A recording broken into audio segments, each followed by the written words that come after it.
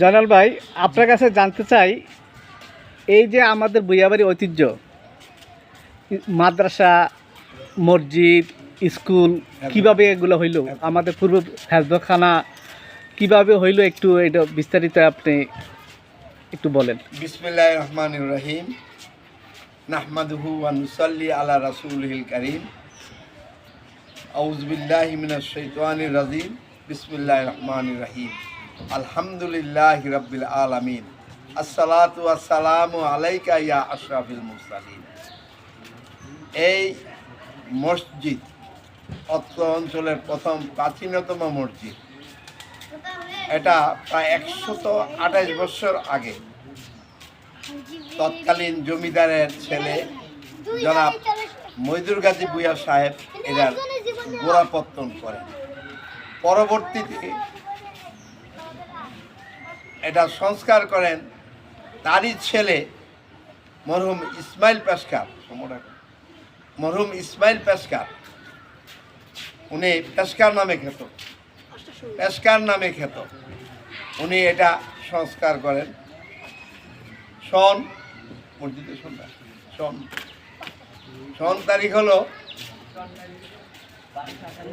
1298 বঙ্গাব্দ। এটা জনাব ইসমাইল ভূঁইয়া পেশকার সাহেব এটা সংস্কার করেন।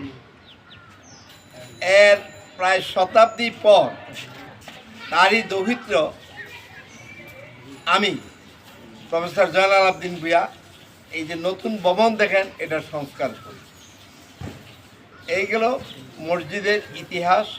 এখানে তখন একটি মাত্র মসজিদ ছিল এই অত্র অঞ্চলে, পুরো অলুয়া গ্রামে একমাত্র এটা হলো সেন্ট্রাল মসজিদ। আর এই ধর্মীয় শিক্ষাকে প্রচার করার জন্য আমাদের পিছনের দিকেই একটু সামনেই আলিয়া মাদ্রাসা, এটা 1963 ইংরেজিতে আমার পিতা শ্রদ্ধেয় আলহাজ আব্দুল খালেক ভূঁইয়া সাহেব এই মাদ্রাসাটা প্রতিষ্ঠিত করেন।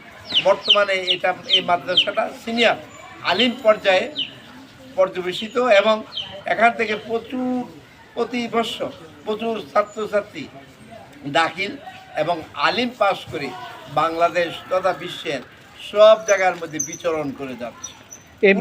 এই মাদ্রাসার সভাপতি এখন বর্তমানে আপনি? এই মাদ্রাসার বর্তমান সভাপতি আমি।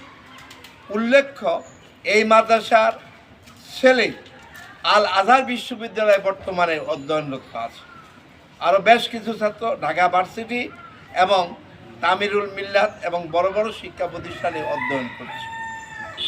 এখানকার সুযোগ্য প্রিন্সিপাল এবং তার স্টাফকে নিয়ে প্রচুর শ্রমের মাধ্যমে এই মাদ্রাসাটা পরিচালনা এবং সুদক্ষ জনসমষ্টিকে নিয়ে সকলে মিলে আমরা আমাদের এই মাদ্রাসাটাকে পরিচালিত করছি। আজকেও গার্জিয়ান সমাবেশ ছিল, প্রচুর গার্জিয়ান এসেছে। শিক্ষার মান কীভাবে উন্নয়ন করা যায় এই ব্যাপারে প্রায় সপ্তাহ 15 দিন পর পর সভা বসে এবং এটা দৈনন্দিন মান কিভাবে উন্নয়ন করা যায় সেই ব্যাপারে সবাই সচেষ্ট আছে। তার পাশাপাশি 1939 সনে এখানে প্রাইমারি স্কুল, সরকারি প্রাইমারি স্কুল প্রতিষ্ঠিত হয়। মরহুম ইসমাইল পেশকার সাহেবের সার্বিক তত্ত্বাবধানে জনাব কাজীমুদ্দিন ভূঁইয়া সাহেব দাতা সদস্য এবং আমাদের আরেকজন শ্রদ্ধেয় দাদা জনাব ইব্রাহিম ভূঁইয়া সাহেব এবং আমি নগণ্য একজন এখানে কিছু এই প্রায় 10-15 বছর আগেও 2 শতক জায়গা দান করেছি। এখন বর্তমানে এই প্রাইমারি স্কুলটি এখানে অবস্থিত। এখান থেকে বহু ডক্টর, ইঞ্জিনিয়ার, প্রফেসর এবং সারা বাংলাদেশের বিভিন্ন জায়গার মধ্যে অত্যন্ত সুনামের সহিত কাজ করে যাচ্ছে। পাশাপাশি 2021 ইংরেজিতে একটু সামনেই মরহুম ফাতেমা বেগম ইয়াতিমখানা ও শহীদ হাফেজ রাহাত নুরানি ও হাফিজিয়া মাদ্রাসা প্রতিষ্ঠিত করা হয়েছে। এখানে বর্তমানে প্রায় 45 জন ছাত্রছাত্রী অধ্যয়ন করছে। উল্লেখ্য, গত বছর আমরা 3 বছরের মাথায় আমরা 2 জন হাফেজ এখান থেকে পাগড়ি মাথায় দিয়ে গেছেন এবং বর্তমানে শুনানি করছেন একজন হাফেজ, এবং আশা করছি আগামী বছর জানুয়ারি ফেব্রুয়ারির মধ্যে আরও 2-1 জন আমরা কি হেফজ সম্পাদন করে তাদের মাথায় পাগড়ি পরান। আমাদের এই এখানেই অলুয়া গ্রামের এখানে যে আমরা বসবাস করছি, আমাদের ভূঁইয়া বংশের থেকে 3 একর 33 শতক সম্পদ জনকল্যাণে ব্যয়িত হচ্ছে। যেমন আমাদের পাশাপাশি বর্তমানে যে চেয়ারম্যান বাবা, সেটা আমাদের শ্রদ্ধেয় বড় ভাই যারা ফজলুর রহমান ভূঁইয়া সাহেবের বাড়িতে, ওইখানেও প্রায় 53 শতক জায়গা প্রদান করেছে।